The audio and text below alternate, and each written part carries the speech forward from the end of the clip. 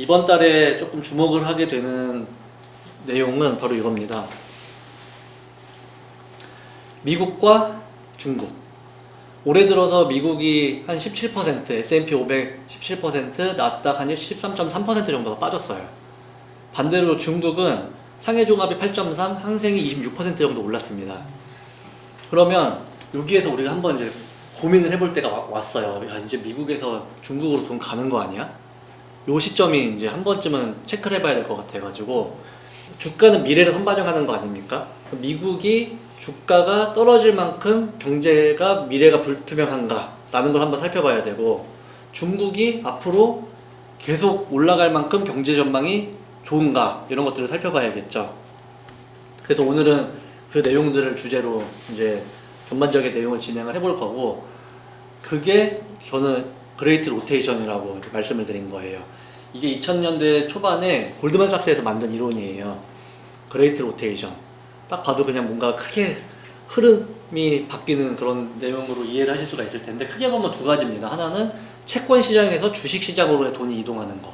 그러니까 경제가 안 좋아, 위험해, 그래서 주식 가지고 있으면 안 될 것 같아 해서 채권으로 쭉 갔던 돈들이 앞으로 경제가 너무 좋아질 것 같아 하면서 주식 시장으로 이동하는 그런 거를 하나를 이제 그레이트 로테이션이라고 하고, 또 하나는 선진 시장에서 신흥국 시장으로 이동하는 걸 얘기합니다.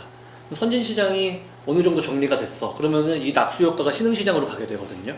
그러면 이제 신흥 시장이 커질 것 같으니까 신흥 시장 쪽으로 자금이 이제 쏠려가는데, 그런 현상 두 가지를 이제 일컬어서 우리는 그레이트 로테이션이라고 부르고, 오늘은 이 중에서도 2번 미국에서 이머징, 그 중에서도 중국으로 돈이 앞으로도 계속 갈 것인가, 요거를 좀 살펴보려고 합니다.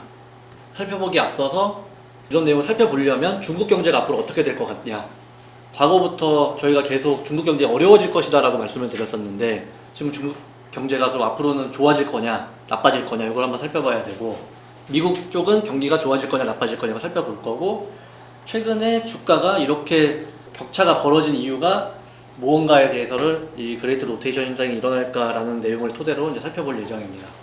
자, 최근에 중국 증시가 상승했던 가장 큰 이유는 요거예요. 딥시크 많이 들어보셨죠? 지금도 이제 AI 관련된 얘기들을 나누고 계셨는데, 앞으로 이 AI를 얼마나 잘 쓰느냐에 따라서 내 능력이 더 올라가냐 못 올라가냐로 나눠질 정도로 AI가 엄청난 속도로 지금 발전을 하고 있습니다. 저만 하더라도 챗GPT랑 제미나이 이런 것들 유료 버전을 쓰고 있어요.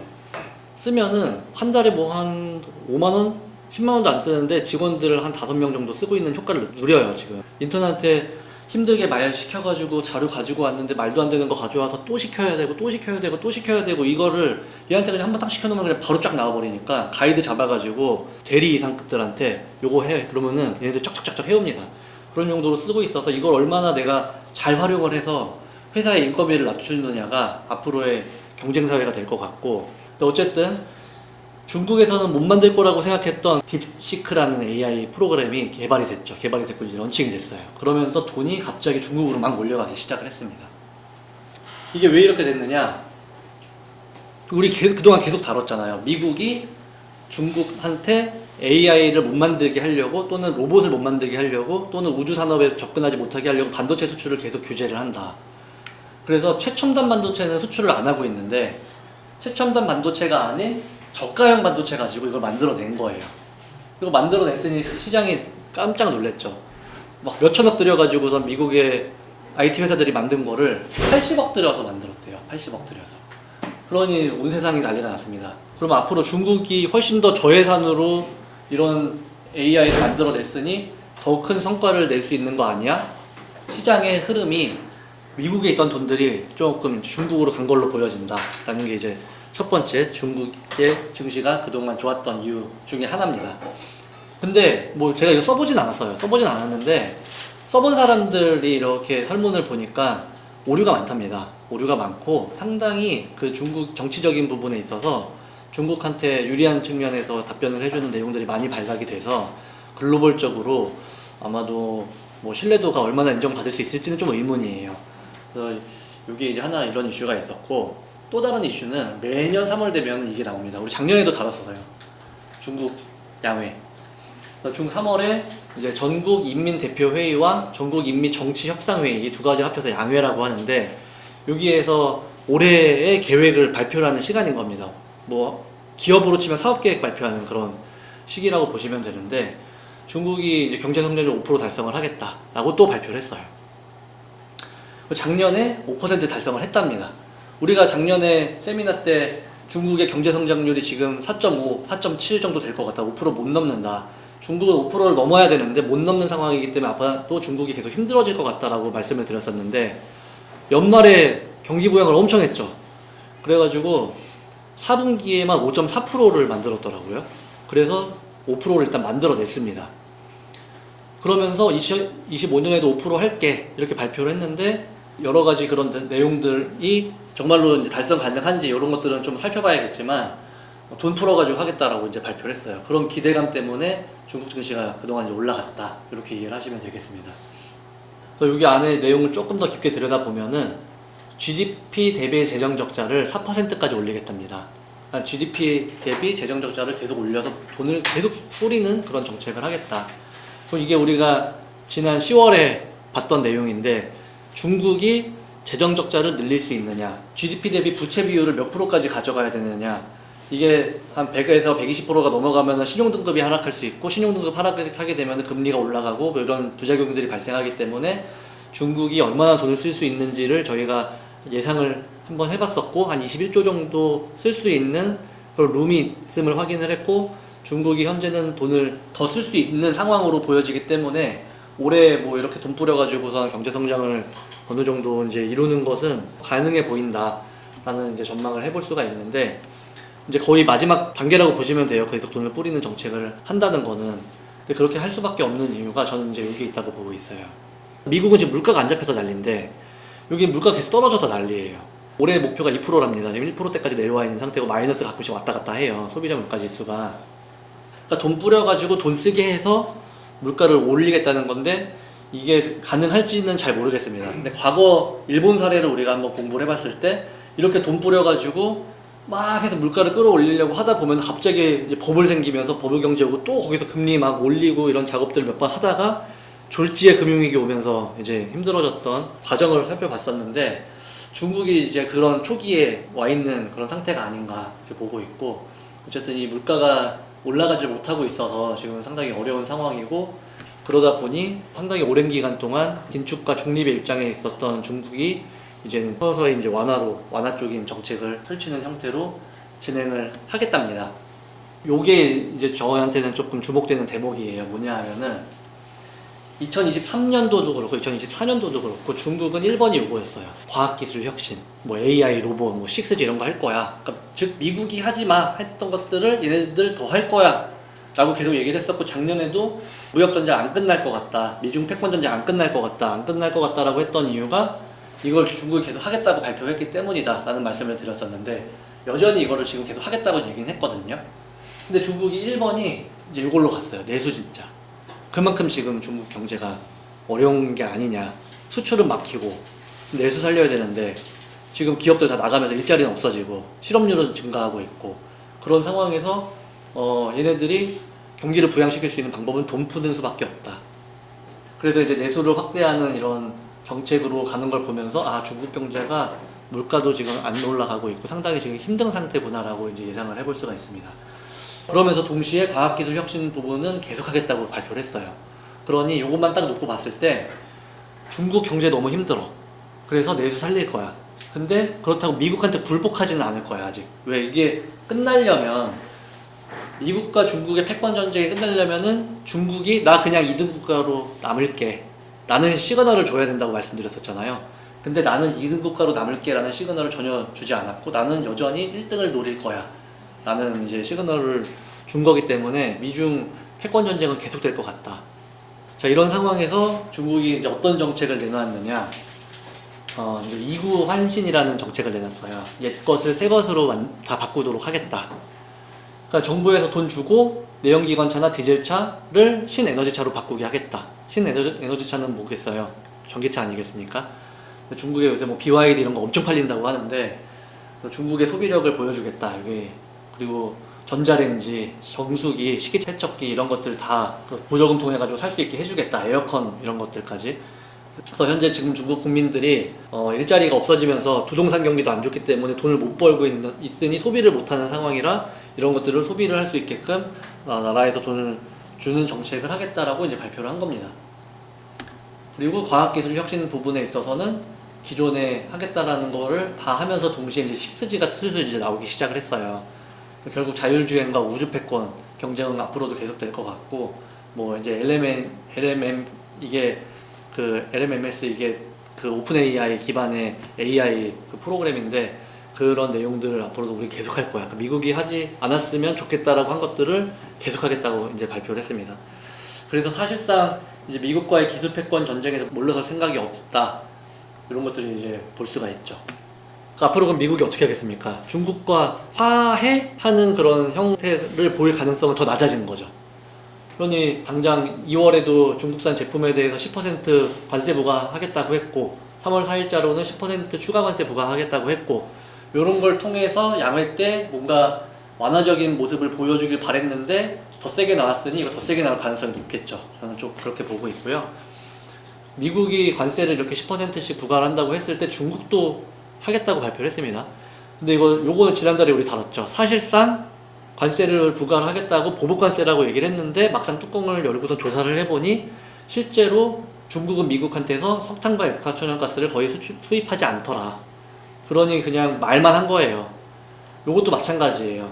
중국이 미국으로부터 수입하는 것 중에 한 0.6% 정도 되더라고요. 제가 조사를 해보니까 거의 뭐 수입하지 않는 내용들이라서 중국 경제에 별로 영향이 안 가고 미국도 뭐 많이 파는 게 아니기 때문에 타격이 없습니다.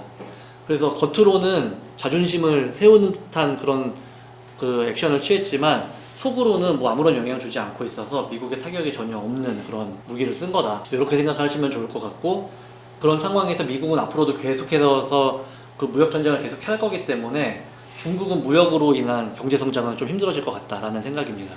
이거는 미국만 보시면 안 돼요. 이제 친미 국가들이 중국 걸 다 안 사게 만들 거예요, 미국은. 그렇기 때문에 중국은 이제 내수를 살리지 않고서는 정말 힘들어지는 그런 경제 상황이 되지 않겠느냐라고 저는 예상을 하고 있고, 그걸 알고 있는 시진핑도 내수에다가 이제 사활을 걸었다, 그렇게 이해를 하시면 되겠습니다. 자, 이 상황에서 중국의 하나의 변화가 생겨나고 있어요.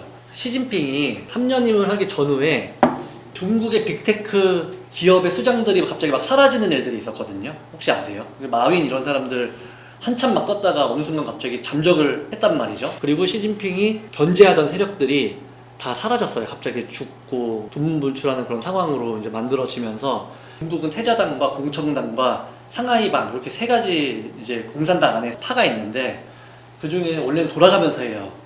근데 얘네들 다 잘라버리고 태자당이 혼자서 계속 집권하는 그런 형태로 만들고 있고, 그 안에 있던 여러 리더급들을 다 이제 숙청을 했습니다.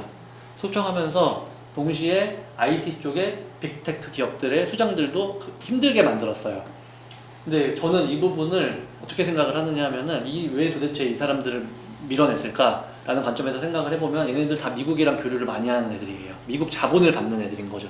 해외 자본을. 근데 중국은 해외 자본을 많이 받고는 싶지만 51% 이상 받고 싶진 않아요. 51% 받는 순간 이제 이 회사는 내 회사가 아닌 거죠. 우리나라 삼성전자 제아무리 날고 겨봐야 외국인들이 돈 다 뺀다고 하면은 의견을 따라갈 수밖에 없거든요. 50% 이상 다 외국 지분들을 가지고 있어서. 우리나라 IMF 때 그걸 다 뺏긴 거예요. 근데 중국은 그거 뺏기고 싶지 않은 상황인 거고, 그런 상황에서 아마도 이제 그런 마윈 같은 이런 사람들이 외국 기업들과 계속 좋은 관계를 유지하면서 외국 자본을 끌어오니까 그런 걸 못하게 막으려고 정책들을 해왔지 않았느냐라고 이제 보고 있는데, 최근에 마윈이 다시 이제 나타나기 시작을 했어요. 요거는 이제 시진핑이 어느 정도 완화를 하는 거라고 생각합니다. 도저히 지금 상태에서는 안 되겠어. 또는 이쯤에서는 뭐 써야 될 것 같아. 뭐 이런 생각이겠죠. 그래서 마윈이 나타나기 시작하면서 뭔가 중국이 새로운 그런 기술 혁신을 할 수 있는 여건이 만들어지는 것 같고, 그런 자본들이 또 해외 자본들을 어느 정도 유치하는 형태가 되지 않겠느냐. 그게 중국 증시가 이제 상승하게 된 이유가 되겠죠. 그런 상황에서 만약에 중국 증시가 계속 간다라는 관점을 이제 생각을 해보려면은 앞으로 여러분들이 이걸 좀 주목해 보실 필요가 있어요. 중국은 돈은 받고 싶거든요. 돈은 받고 싶은데 51% 이상은 받고 싶지 않다고 말씀드렸잖아요. 한 20, 30% 정도 받는 게 사실 제일 편하죠. 그럼 돈은 돈대로 받고 회사는 내 마음대로 운영할 수 있으니까. 근데 틱톡이라고 하는 이제 중국 회사를 트럼프가 사용을 못하게 이제 막았죠. 막은 상태에서 그거를 계속 사용을 하려면은 틱톡의 지분을 50%를 미국한테 팔아라. 그리고 이사회 의석수를 미국이 한 석 더 가져가게 해달라. 이렇게 지금 얘기를 해놓은 상태예요. 근데 중국이 지금 돈은 받고 싶지만 51%는 안 받고 싶다 그랬잖아요. 근데 51%를 받는 거를 저는 중국이 자본시장을 개방한 거라고 생각을 합니다. 자본시장을 개방하는 순간 미국 돈들이 중국으로 막 들어갈 거예요. 그래서 다 사재낀 다음에 미국의 지배하에 중국이 이제 움직이는 그런 형태가 만들어질 텐데, 이게 그 초입 단계라고 생각을 합니다.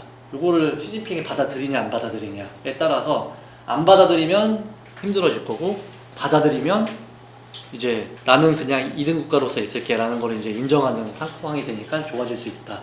요거를 좀 주목해 보셔야 된다.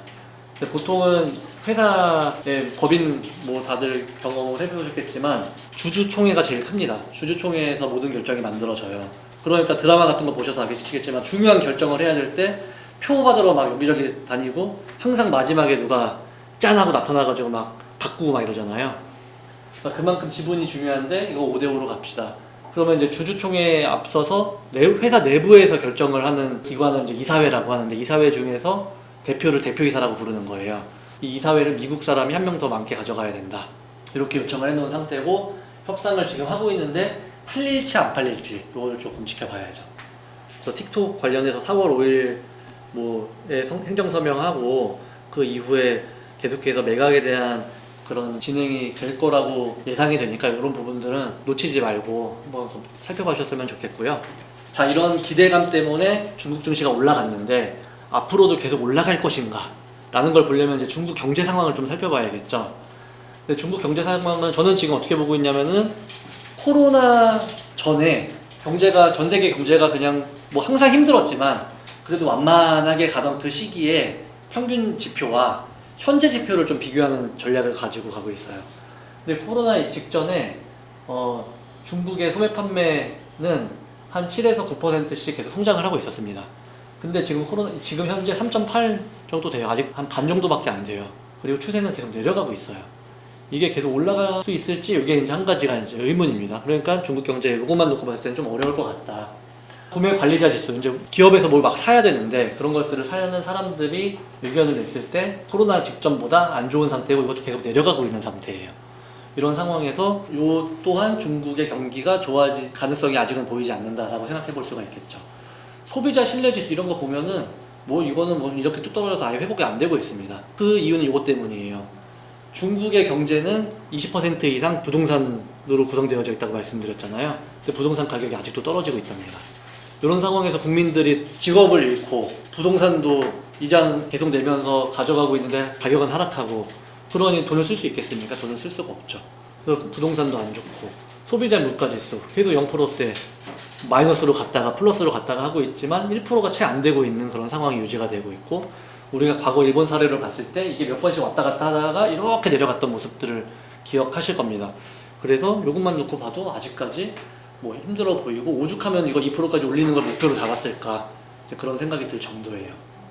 근데 그렇게 되는 여러 가지 또 이유 중에 하나가, 제가 외국인 직접 투자 FDI 본다고 말씀드렸었잖아요. 외국 자본들이 막 2000년대 초반부터 미친 듯이 들어와서 중국 경제를 살렸어요. 근데 작년에 어때요? 요만큼 했어요. 요만큼. 1991년 수준.